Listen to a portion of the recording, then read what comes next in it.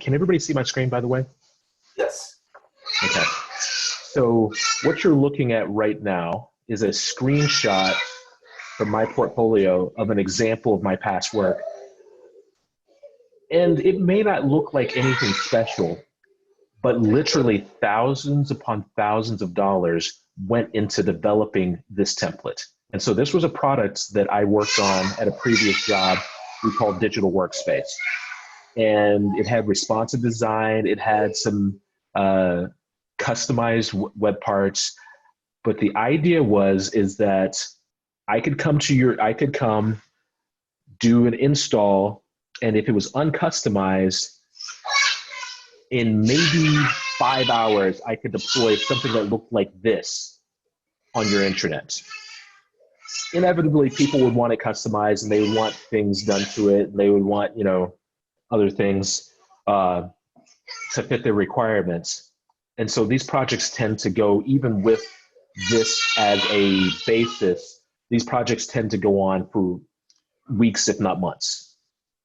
So what Microsoft has done with their modern interface or modern template is, number one, they focus, so it used to be possible, it used to be more popular, it's still possible, but it used to be more popular to deploy SharePoint as a public-facing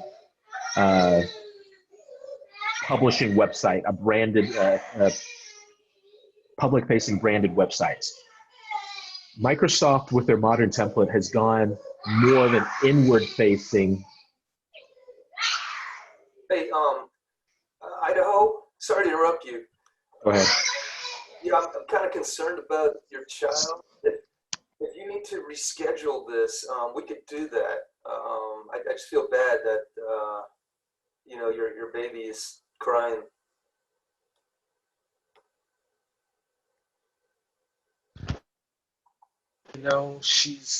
It's one of those things where she's tired. And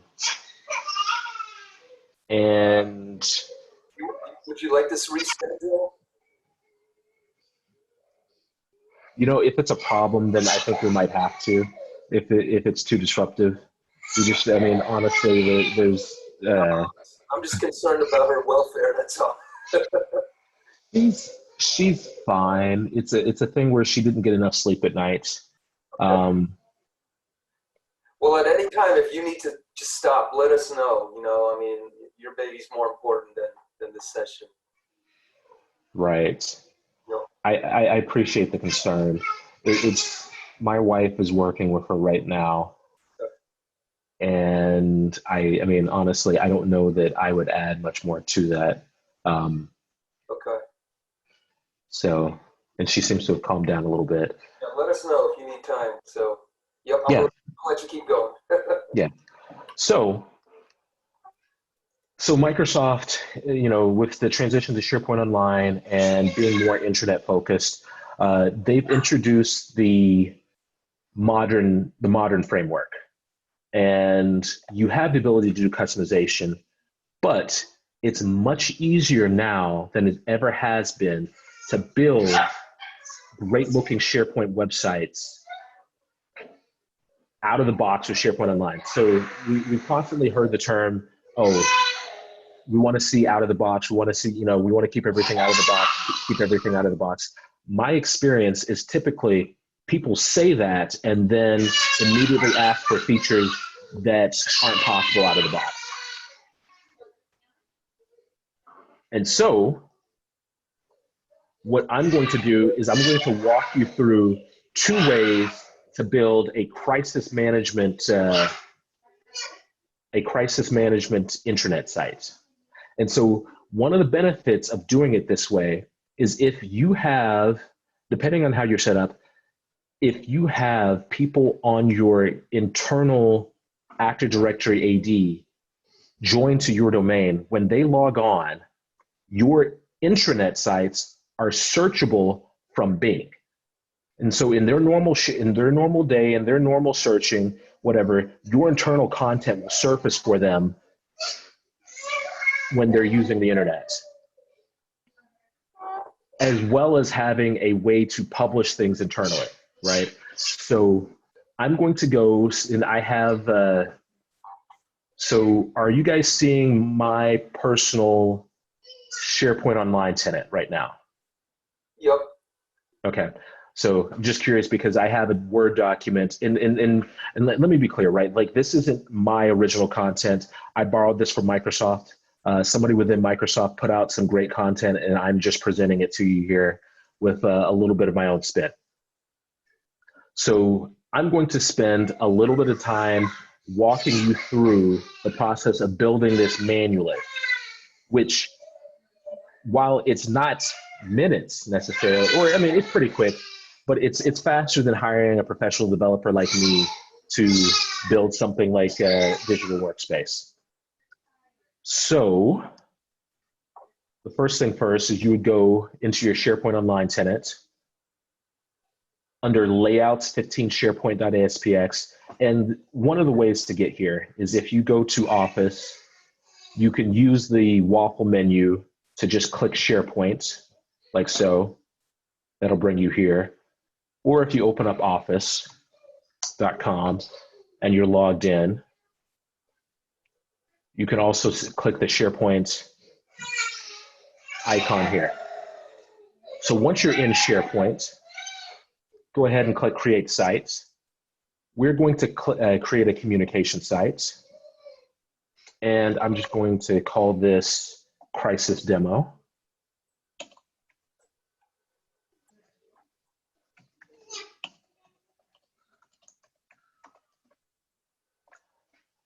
Keep the defaults.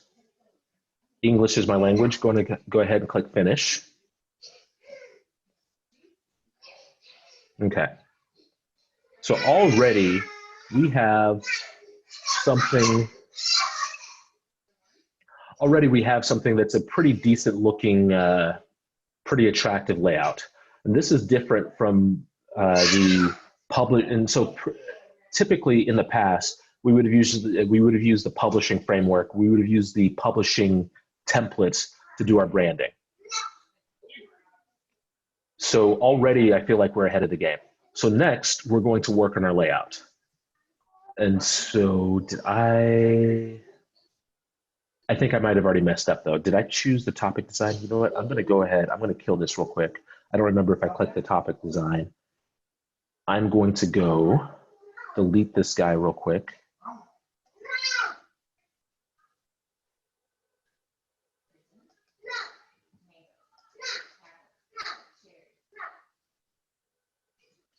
And I want to make sure that I use the topic design.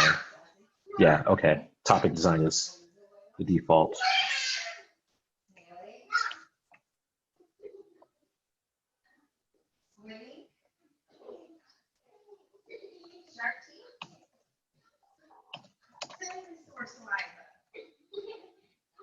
All right.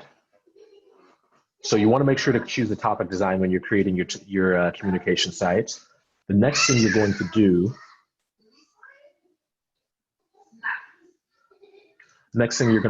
is you're going to make sure that you get your layout correct. So we're going to feature a pretty prominent hero layout. We're going to feature a pretty prominent hero image, as well as some other web parts. And I apologize if this is tedious. I'm reading from my directions just to make sure I get this right. Go ahead. So did you say this is inward facing or is it outward facing? This is inward facing. Okay. This is for the intranet. So so the idea is that this is for the members of your organization, whether they be employees or whatnot. And so for people to see this, they're going to have to be able to log into your SharePoint tenant. All right, thank you. All right. Thanks for the question. I appreciate it. So next thing is you are going to go and choose. So I clicked edit. And now I'm going to go and modify the layout. So we're going to change the section layout to a, hold on. Let me rearrange my notes real quick. That's better.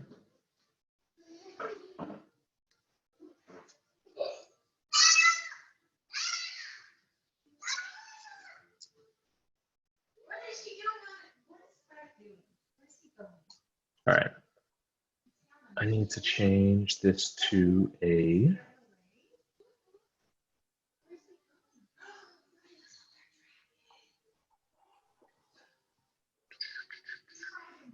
And Idaho, sounds like your daughter's really smart, spunky, and just, you know, really fun kid. You're going to have to bring her onto the camera here and show everybody. I think she's normally, when I'm on camera, she's normally my, in the back, I have a family picture as my background. Sounds really cute.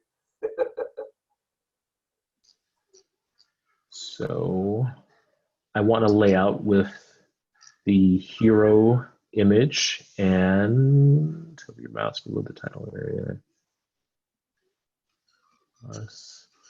We've got our section layout. And for some reason in my notes, I can't find in the notes what layout I'm supposed to be in. Let's see. I think this is the right layout.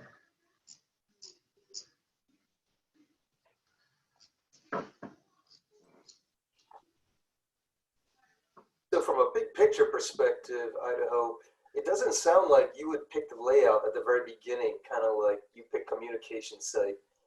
You would pick the communication site and then you would kind of retroactively point to a lookbook template. Well, so this is the first part of the demo. So I'm actually going to go to the lookbook in the second part of the demo. So essentially what I'm showing you right now is the hard way.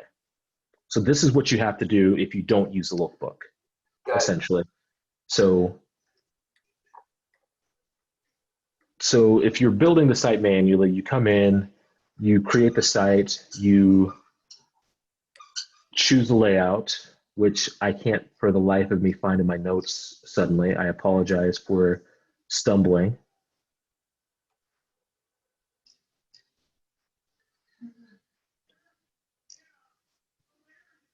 I'm going to move on.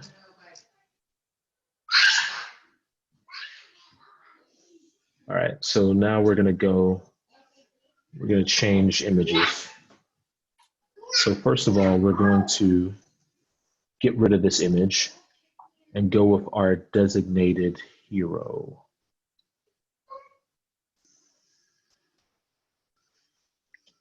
So let's delete this.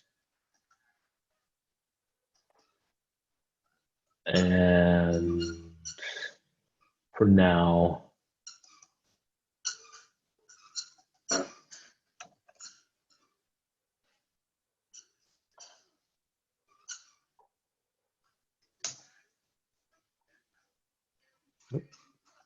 not the link I wanted.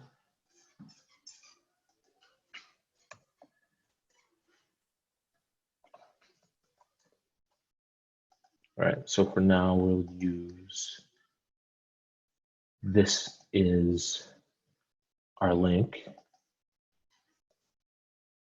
Then we're going to change this image.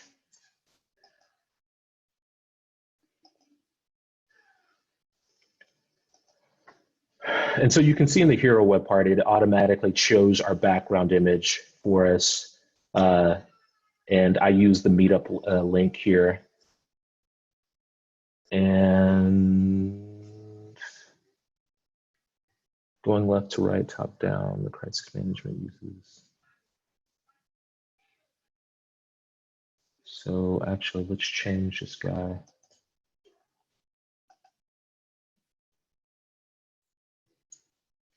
And you can do a lot of things with this. I'm going to go with a single tile here, and I'm going to change the image to one I had before, just to show you that you can.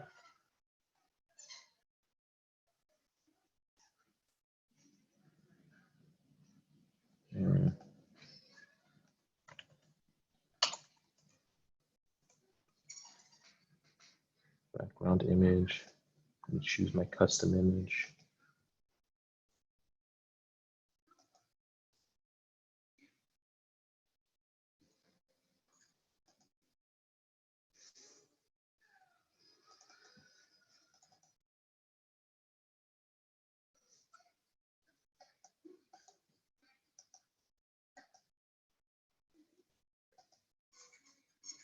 All right. So, and you can change the focus, the focal point in the image a little.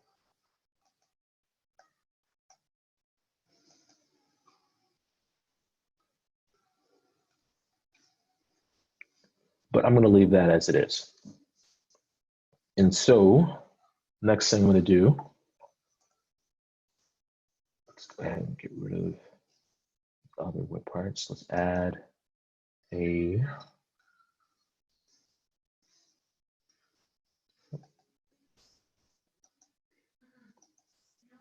and I'm not going to worry about the layout as much since I can't find that place in my notes, but I'm just going to go ahead and add a text web part. And we're going to do some lorem ipsum.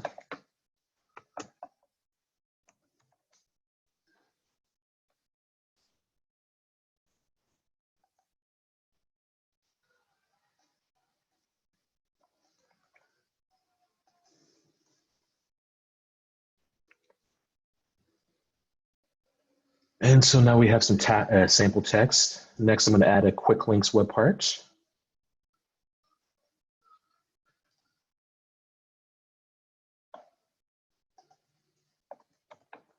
And I don't know how many of you are familiar with SharePoint publishing or the classic version of SharePoint, but classic version of SharePoint, it should be pretty obvious by now how different the layout is from modern layout and how different the experience is of adding web parts.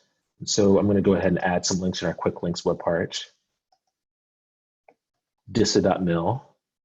And so our crisis web part today is going to be more focused on IT crises. So I'm going to be adding some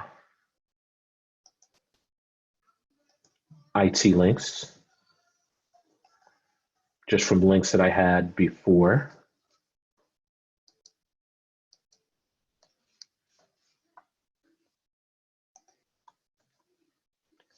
And feel free if you have questions to stop me.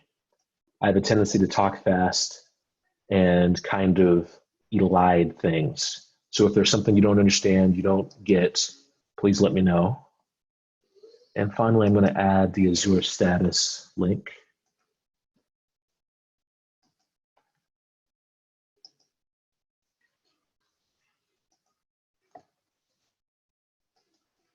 All right, so now we have our quick links.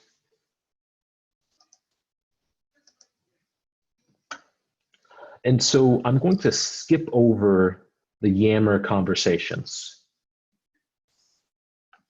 part of the instructions because I don't have Yammer on this tenant.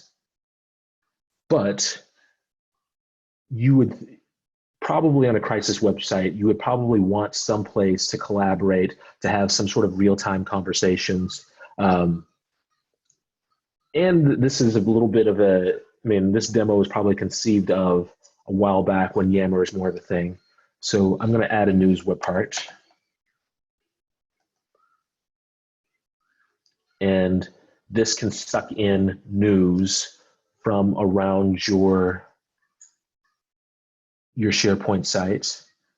And it's possible to set up by selecting sites. It's possible to filter the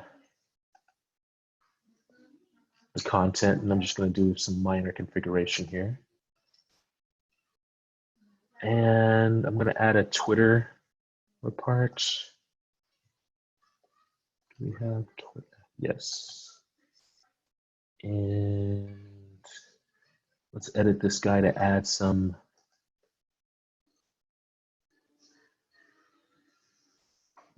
relevant content here. So continuing with our theme of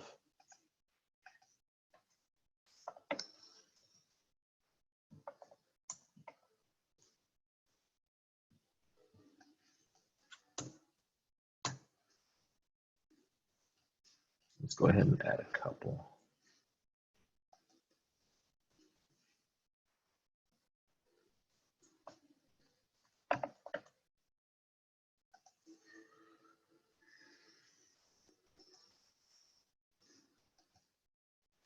Let's see. And let's add one on Azure support.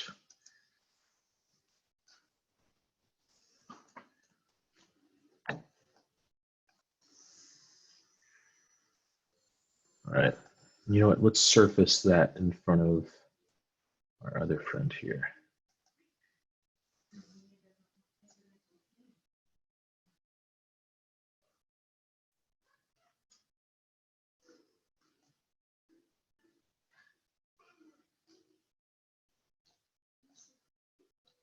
Right.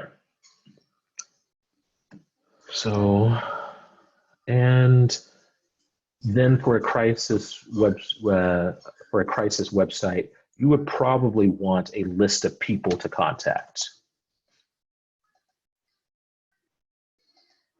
And why don't I just add myself here?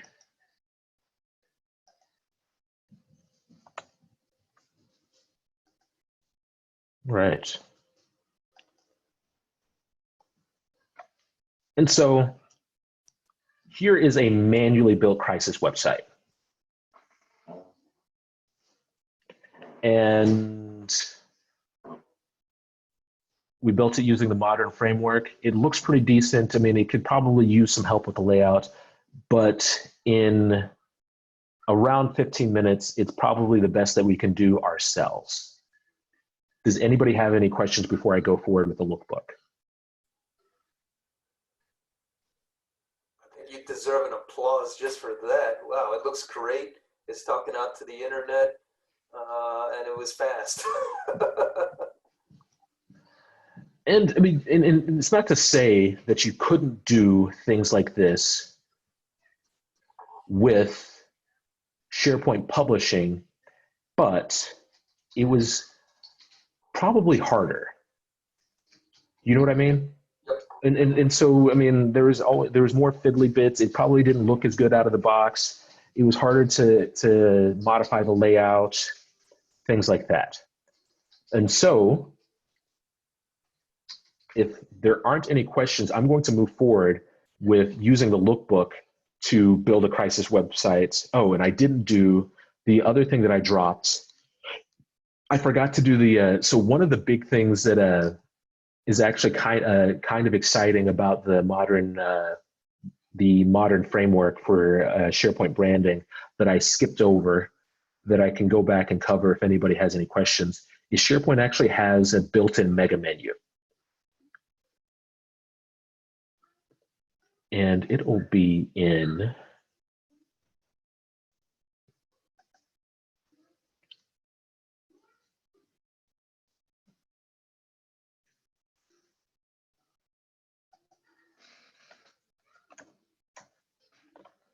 right. But I'm going to go ahead and use a lookbook to create a crisis management site.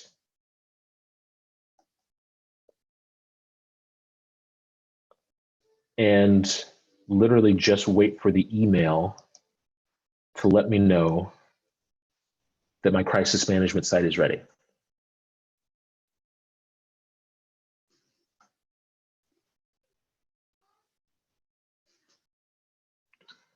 So provisioning is started. I'm going to go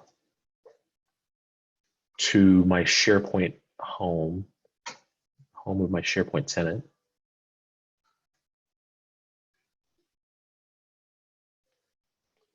And I've done this a couple times. I'm waiting for the email, but while we wait for that, and it'll be here any second, while we wait for that, let me show you one that I've done previously. So this is what a finished crisis management site looks like when you do it using the lookbook. So you can see all the elements here, right? So here's our text web part. Here's news. Here are the people. Here's some Twitter links. This is where the Yammer feed would go. And honestly, creating this site is just a push of the button.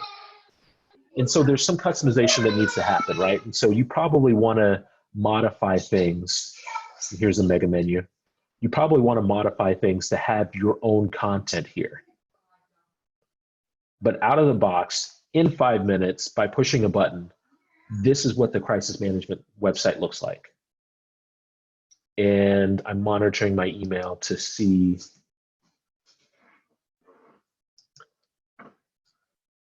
when I get the email from Microsoft that that the site I provisioned is ready. And so one of the caveats that I'm going to add here is, number one, you have to have permission to create sites in your tenant, right? And so in my own tenant, I am a tenant administrator, right? There's literally nothing that I cannot do, to use a double negative. If you're an end user, you're going to have to talk to your tenant administrator about getting permission to be able to do that.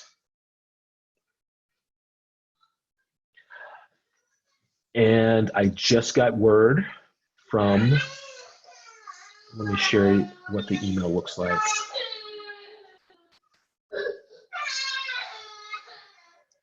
I'm going to stop sharing for just a second and share the email that I received from Microsoft saying that my provision site is ready. Can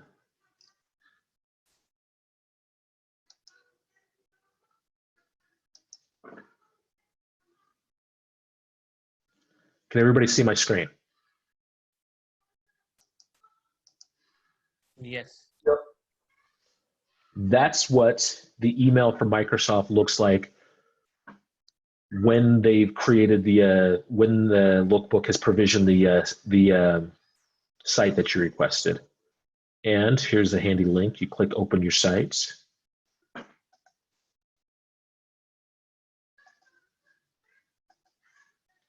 And I'm going to switch sharing to that.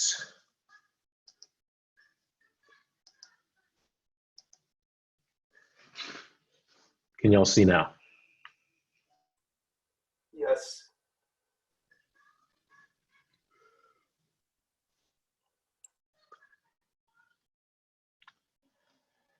And so honestly, of the two methods of creating a site, I much prefer using the lookbook as a template, right?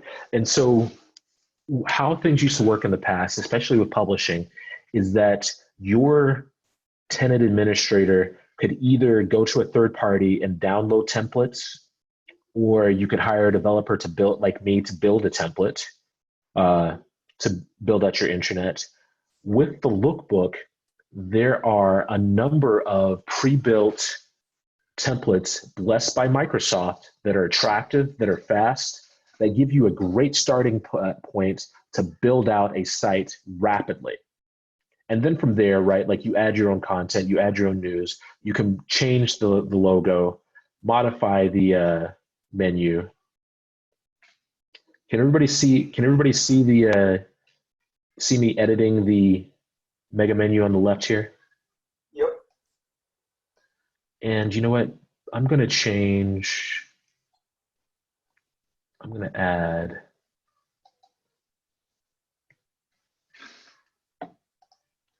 our other crisis management site here.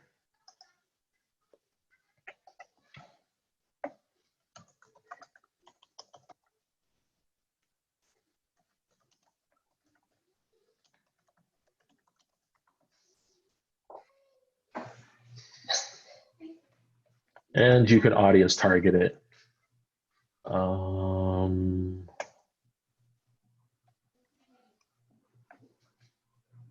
And I'm just going to take the first one I get, since I didn't pre-create any audiences for this demo. And so now, under home, I'm going to save that.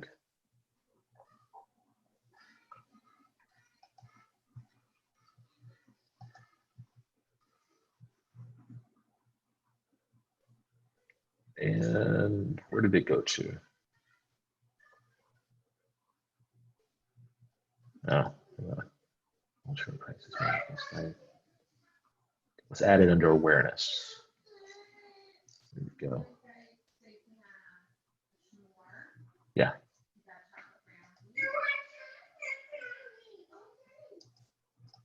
So now,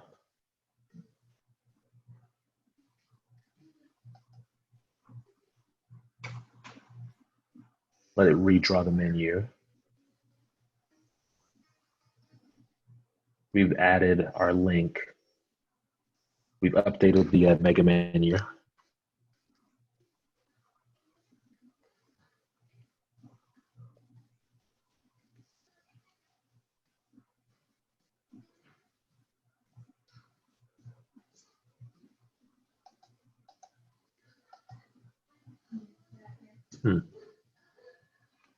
Not sure what's going on there, but it is relatively easy to modify this mega menu to have your own links, to have your own stuff here. And I'm going to open the floor to questions. And CL, do you want me to do the second demo I have in reserve of the SharePoint spaces? Yeah, you got time. You got till 1:30. Okay, so before I move on to that demo, does anybody have any questions about the lookbook and crisis crisis management site? And I don't know, like, I mean, I just want to stress how much of an improvement this is over the old experience. So it used to take weeks upon weeks of custom development of all this stuff, thousands of dollars to get out a working, pretty SharePoint site. And now, and I mean, in a way, I'm kind of jealous, right? Because I used to slave, I mean, I personally used to be in charge of projects like this, of delivering these things. And just, I mean, just having a Twitter web part ready to go out of the box is kind of a huge deal. So how recent is this update? So the original demo for the crisis management web part came out, I believe, in March 2020. The SharePoint framework, the modern framework, has been around, I believe, since 2015, 2016, maybe. And in terms of customization for stuff like that, I think SPFX has been around the same time. So 4 or 5 years. It's just, I mean, with the most organizations, their upgrade cycle is long enough that a lot of people just haven't seen it. So, okay. I mean, there's a lot of people who, you know, when they think SharePoint is like, okay, it's going to look like SharePoint, or it's going to look, you know, like SharePoint publishing. And we're going to have to hire a designer. We're going to have to hire a developer. We're going to have to do all this heavy lifting to get anything that looks reasonable that I want to present to my users. And that's not the case. Okay, and in terms of the user access and user publishing, perhaps, how can you control what your users can be able to put onto the website? So, and you might have seen that I popped up the share button. And so SharePoint comes with 3 basic classes of permission. And so SharePoint permission is basically infinitely customizable, but the three most useful ways to manage that are you specify site owners. I created the site and I'm a tenant administrator, so I would automatically be considered a site owner. The majority of the time, because SharePoint's a collaboration platform, you probably want the people within your organization who are relevant to the sites to be site members. That gives them the ability to add content, to delete content, and to view content. I think there's some, I mean, there's some other things, but at a high level, that's what they're going to be able to do. And then the third class is site visitors, right? And so site visitors are people who are read-only. Mm-hmm. And so those are people who they get a link to the site, they look at it, and that's it. They can't change anything, they can't delete, they can't really interact with it at all. But they can look at content. Now, the other thing, so this is the other thing about SharePoint, right, where you can kind of get yourself into trouble. So everything in SharePoint is broken down into individual permissions in a lot of ways. So you can go and tinker with your permissions and say, give somebody like, hey, this person has the ability to edit layouts. This person has, you can create custom SharePoint permissions, groups, classes. The terminology escapes me right now. But one of the things that I've done in the past in terms of governance was giving people the ability to edit and to create, but not to delete. The idea is that you want to save on support calls where somebody's like, yo, my content's been deleted and I need to recover it. Okay. And so what, I mean, literally any SharePoint permission that you want to imagine exists and you can add it, but I would urge you whenever possible for speed's sake to keep it simple. If you have specialized needs, go to town. Just be very thoughtful of why you're doing this and what you're trying to accomplish. Chances are there's a way out of the box that will save you a lot of headache, a lot of, support calls, a lot of having to jump through hoops. Does that make sense? It does. Is there anything else? Are there any other questions? Is there anything else people want me to cover? This is Brent Jackson. I've got a question. Go ahead. Up at the top, that mega menu that you demonstrated, is that a feature that's turned on with this template, or do you have to do something to configure it that way? I like the drop-down portion. So so this is built with something called the PMP provisioning platform, PMP provisioning service.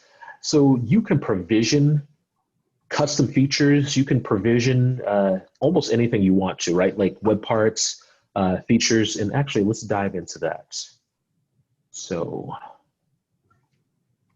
because I do notice that out of the box, there is not a mega menu on every site. So the way you would go and check, and so you can see the site logo here if that's something you want to change, site description. The SharePoint also has something called hub sites, but we're not going to get into that right now. And well, actually, let me back up a second. The PMP provisioning that you're talking about, is that a service that's delivered with standard SharePoint 365, or is that something that has to be added?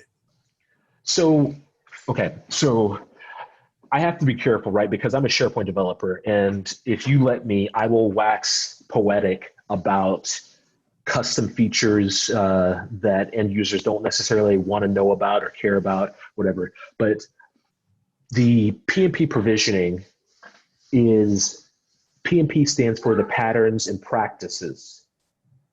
And so Microsoft has shifted to this model. Instead of everything being closed source, custom developed, being open source and providing the code to the community with them being the primary developers. And so that said, Microsoft, to drive best practices, to make sure people are doing the right things the right way, they have a patterns and practice group that publishes open source libraries to help us do things.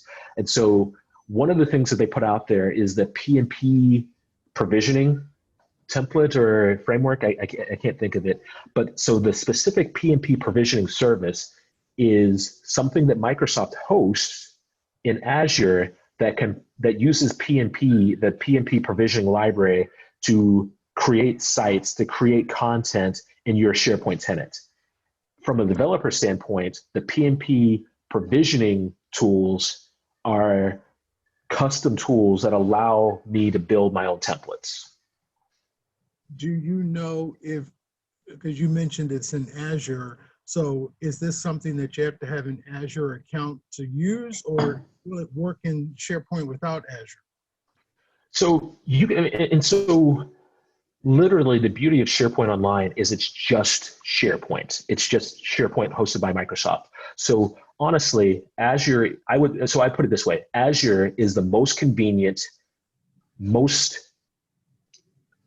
Azure's the least friction way to host services for your SharePoint Online tenant. That said, you can host things on your own hardware. So I built custom solutions. So I personally built a line of business application that, for security's sake, the database for that line of business application actually lived in my customer's tenants, not customer's tenant, but like in their network on their own hardware using their SQL servers. And it was fronted by a GraphQL web service. And so the actual brains of the application all lived on their network behind their firewall, and you couldn't actually access the application, even though it was on SharePoint Online.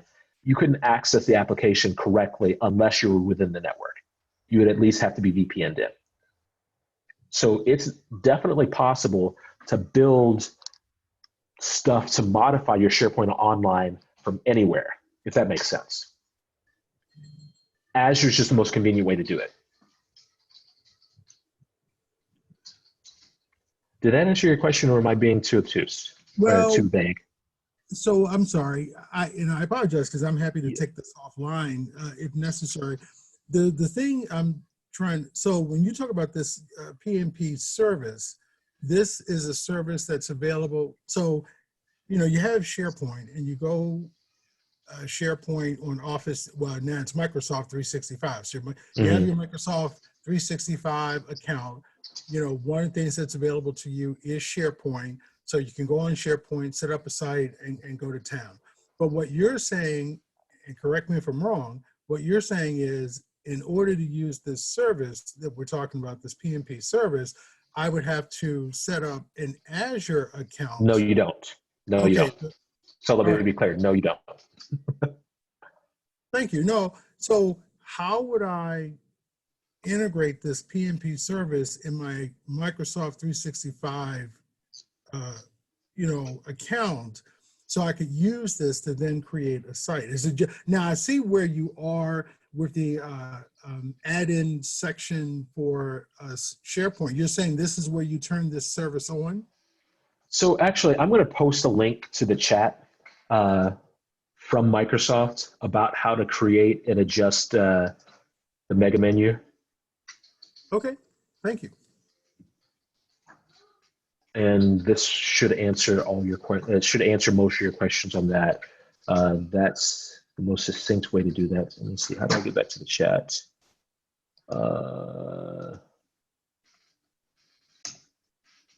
Posting it there. All right.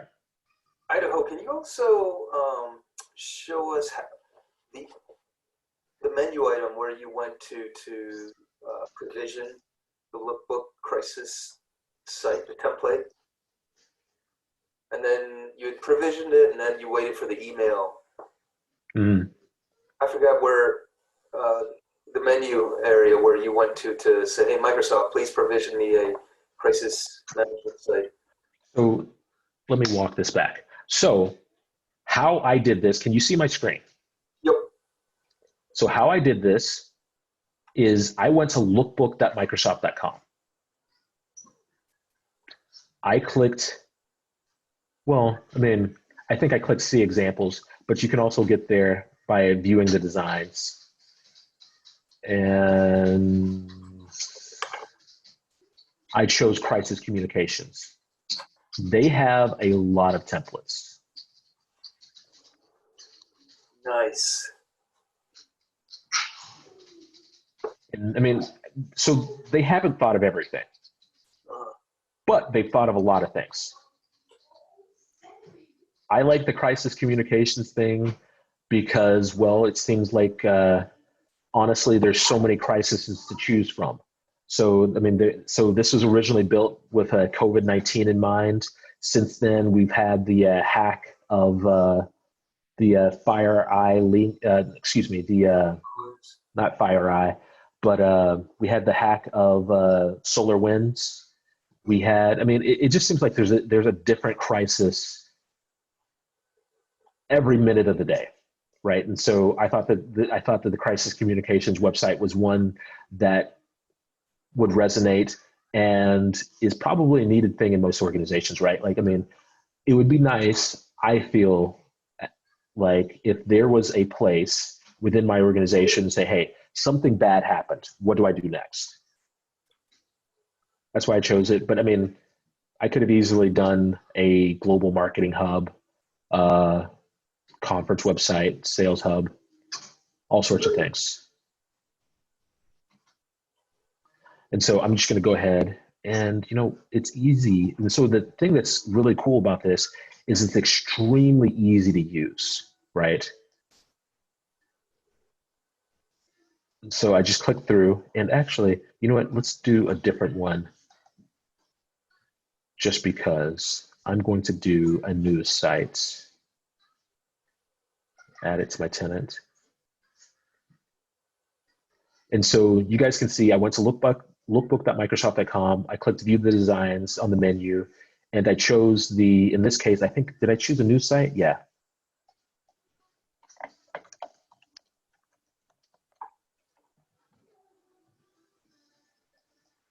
And change it to family news. You can customize it here, the URL, the name, and you add it automatic. And so the other thing that I need to remind you is you need to have permission to create sites. In my case, I'm making it look easy because I'm a tenant administrator. If you're not the tenant administrator, you're going to have to talk to your tenant administrator about getting permission to create the site or talk him into using the lookbook. And honestly, in the past, asking for a custom SharePoint site was a hard so the other thing that's great about this is in the past, asking for a custom SharePoint site was a hard conversation. You'd have to do the justification, you'd have to justify the cost, you'd have to find resources, you'd have to jump through a lot of hoops and do a lot of work. Even if you don't have permission to create the sites, honestly, in most reasonable cases, this is probably a 10-minute conversation with your tenant administrator. It's like, hey, I want this site. Send them the link. And honestly, in most administrators' cases, like, oh, it comes from Microsoft. It's out of the box. No skin off my nose. Awesome. I'm going to click provision. And if I have a site that I already have, it's not lookbook based, maybe it's a site that I, blood, sweat, and tears created manually. Can I retroactively overlay that site with a lookbook template or a theme? I don't think so. No. Okay, so these are brand spanking new sites. Yes, but because and not to if as somebody who's put a lot of work into creating sites, I understand not wanting to discard your work. That said, because of how quickly you can build and tear down with SharePoint Online and the lookbook, honestly, I would recommend just trying different templates until I get one that I wanted. You know what I'm saying? Yep, you're right. I would tell you to not be afraid to delete something. I mean, so maybe back up your content, right? Save it somewhere. But yeah, create, delete, go to town. I got a quick question. This is Brent Jackson again. Go ahead. Thank you for sharing the lookbook.microsoft. That's wonderful. I can go check this out. But I do have a quick, so are all the templates that are located here all external look, well, not, I'm sorry, I'm using the wrong term. Are all these sites communication sites or are there some team sites in these templates as well? And so I'm going to, so I don't disturb I want to monitor the progress of the provisioning. So I'm going to open up a new tab, but there are, oops, didn't mean to do that. Okay, I guess I did mean to do that.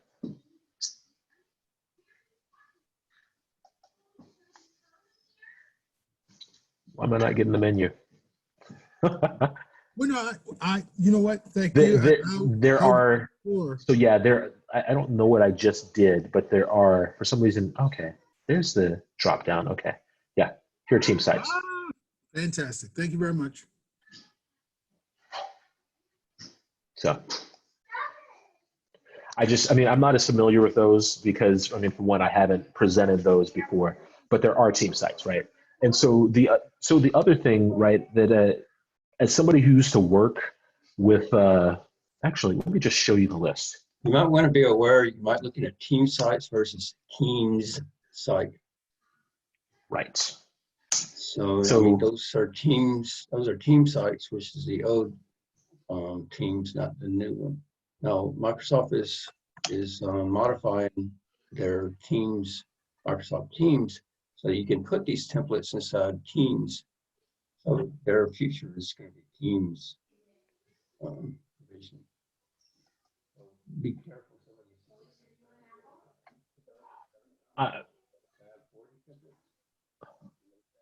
I'm not sure who's talking, but you're trailing off pretty hard. Okay, 2007.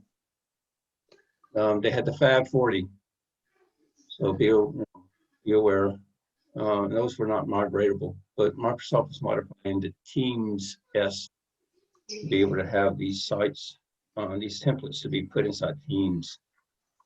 So the thing you pointed to before was the team site. All right. So actually, you know what? Like, just to make sure there's no confusion, right? Let me back up and give you guys a little history. And so the list that I pulled up right here, this is a list of every out-of-the-box SharePoint site template. Most of them are not relevant to this audience, right? And so as a SharePoint developer, the sites that I used a lot was this one, the publishing portal. The team site, this guy, and there's a second publishing portal. Everybody in the Edipai household wants to make themselves heard today. I apologize. And let me just say, I really appreciate the patience and the lack of judgment that you guys have shown today. And I hope that this has been informative for you. No, you're good. So, yeah, and so there's a blank internet 0. And I think there's a second, for some reason it's not coming up when I search. There's multiple things called publishing, but really we tended to use this guy and no. There were 2 publishing templates that we tended to use, and for some reason I'm not finding the second. But most of you would see the team site or a publishing site. Maybe if you're an admin, you would go to the central admin site, but for the most part, you wouldn't create any of these sites yourself. And so for SharePoint Online, you still have those sites kind of in the background. But what Microsoft is kind of pushing everybody toward is, let me get back to, what Microsoft is pushing everybody toward are these two templates. You have a team site, that's collaboration. That's basically, the idea is, and honestly, so the way that most of us are gonna interact with a team site is that we're using Teams.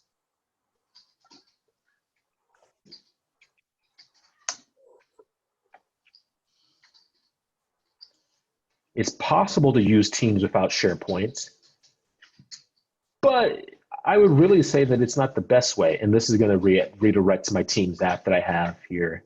But, or it didn't. Okay, cool. But every team that you create also has a team site behind it, as well as and this is not a Teams presentation or meeting today, so I'm not going to get too deep into that. But there's also a Outlook component to this, as well as OneDrive. So going forward, Microsoft really wants you to use either a team site or a communication site. And a lot of the time, you're not really going to create the team site. That's going to happen from Teams when you create a new team and you get a team site with it. Does that make sense? And now I've got the problem of having too many tabs open. They've already made the announcement, though, that on Teams site, that the main menu within Teams can be a home site, a hub site, and all the infrastructure of regular team templates be hosted within a Teams site. So Teams That's really site, cool. So Teams site, they've already made the direction, they've already shown it, they've already shown demos of it, where the Teams site will be the pointer or the path of least resistance, if you want to say within Microsoft. That they would actually have your hub sites and home sites would be within Teams. And that SharePoint itself is it's just the hosting provider of Teams. And you know, I mean, so one thing I'll say about Microsoft now is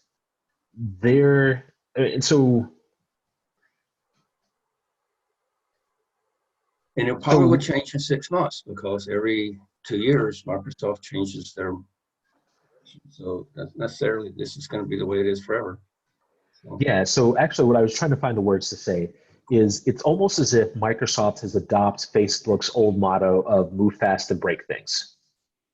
So if you were an old school SharePoint developer and you came to SharePoint Online, there's a lot of, or even if you're just an old school SharePoint user, right? And you came to SharePoint Online, there's going to be a lot of cognitive, just maybe culture shock. I can't think of the right words, but there's a lot of change, right? And they're steadily introducing new features. And I have a friend who works at Microsoft who will tell me, is like, hey, I don't know everything that's going on. I can't be your oracle I can't be your source for technology from Microsoft because they don't necessarily tell me everything. He will actually go and do demos, presentations, and during the presentation, people will raise their hands and say, hey, that's not what you're showing. Like I'm in here using it and your slides are wrong. And he'll be like, oh, they updated it right before my presentation and didn't tell me. And he works there and he presents on the stuff. And so, I mean, honestly, in a way, I really, really like this approach, right? Like, I mean, I've always been one to argue for new technology. Let's, use the latest and greatest. Let's do all this stuff. And I'm opening up the news site that we created earlier as part of the demo. And so I enjoy it, But in terms of trying to plan a business or like, make decisions, it can kind of put you in a weird place, right? So a lot of the time, I mean, so you might, if there's a feature that you're waiting for, a lot of times you can kind of get into this holding pattern. It's like, okay, I'm going to put off this project. I'm not going to do anything until this feature is ready. You know what I'm saying? And I kind of think that's the wrong answer. I mean, just with the ease of use that they're kind of introducing with the lookbook and a lot of their technology, I would say that, I mean, with SharePoint, especially with SharePoint sites, I would treat them as disposable. So, and I mean, I'm not I mean, although I am a SharePoint consultant, I think CL's had governance people on before, and so they might disagree with me. But my attitude towards governance is let people use everything and roll out the new features when they're available. It's really easy to just make a backup and copy it to a new site. Don't be married to, I mean, be completely willing to throw away your old sites and copy stuff over. But that's just me. And I will admit that, I mean, I haven't been on the business end of that. And so business people might be sitting over there horrified, shaking their heads like, no, there might be good reasons to not do that. But from a technical side, there's a lot less required investment to go with that approach. I like your presentation. I mean, it's good. I don't want to be literally, I mean, I'm not trying to pull any rug out from under you.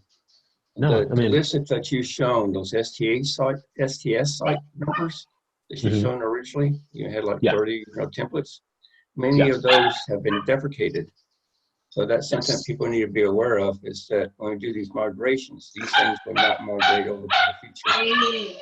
And then when the Patterns and Practices team came out with the Fab 40 back in 2007, that was a great hint for people to use templates, but then those were not migratable to new versions. So that was also, caveat that you have to be aware of when you start doing, some of these customizations when you get into migrations for the newer versions. So if somebody said, can I use this template on an existing site? My suggestion is, yes, create a new site, use the new template, and then migrate the data into the new template. And it's easiest and it's really quick. So you can, in a sense, overlay one of these templates into an existing site, but the pattern that it would follow would be create the site and then migrate the data from the old site into the new template. And it'd be quick. So honestly, that's actually something that, I mean, so working as a SharePoint consultant, that's actually something that I'm dealing with today.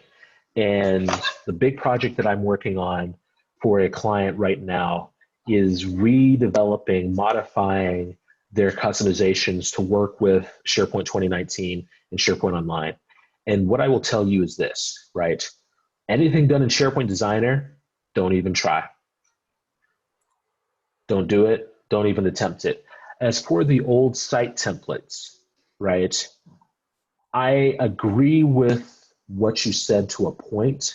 What I would tell you if you're trying to go to SharePoint Online is this: provided that you don't have any customized server-side customizations. And so that would be web parts, Visual Studio workflows, those kind of things. I would migrate first as a classic site just to get the content into SharePoint Online, right?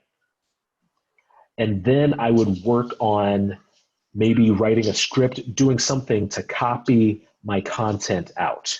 And so I would try to get my Word documents, my PDFs, my other stuff from SharePoint to SharePoint, from SharePoint Online to SharePoint Online. And so I'd first migrate as classic, and then I would do a second step where I try to copy the content. The pages, right now, I don't know, and I'm not going to claim to have 100% knowledge of this, so there might be a way to do this, but I'm guessing from my experience, you're probably going to have to redevelop pages. And so if you have a classic team site, it's not going to migrate to a new team. I wouldn't expect it to migrate to a new team site. There's no analog for that. What you can do is migrate it as a classic.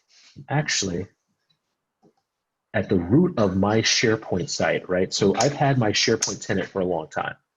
And so when I created my SharePoint tenant, you can see that this is a modern page. Originally, this site was actually an out-of-the-box team site. And so let me see if I can find the original homepage. This was the original homepage. And that's a photo of my dear departed father. Can y'all see this? Yep. And so what I did is I had an out-of-the-box team site, and as kind of a lazy migration, I just created a modern site in the same pages library, and boom. I'm able to take advantage of a lot of the same abilities and features now. The modern interface. And so, I mean, there's a couple different ways to approach it, and I have some ideas on it. And I didn't get the name of the guy who was speaking just now. Who was that? John. John. I think John, so was John's sentiment. I'm pretty impressed that he went back as far as the Fat 40. You know, when they upgraded SharePoint, they said, you know, Microsoft said, hey, no Fat 40, it's not coming with you. You're gonna have to redo that.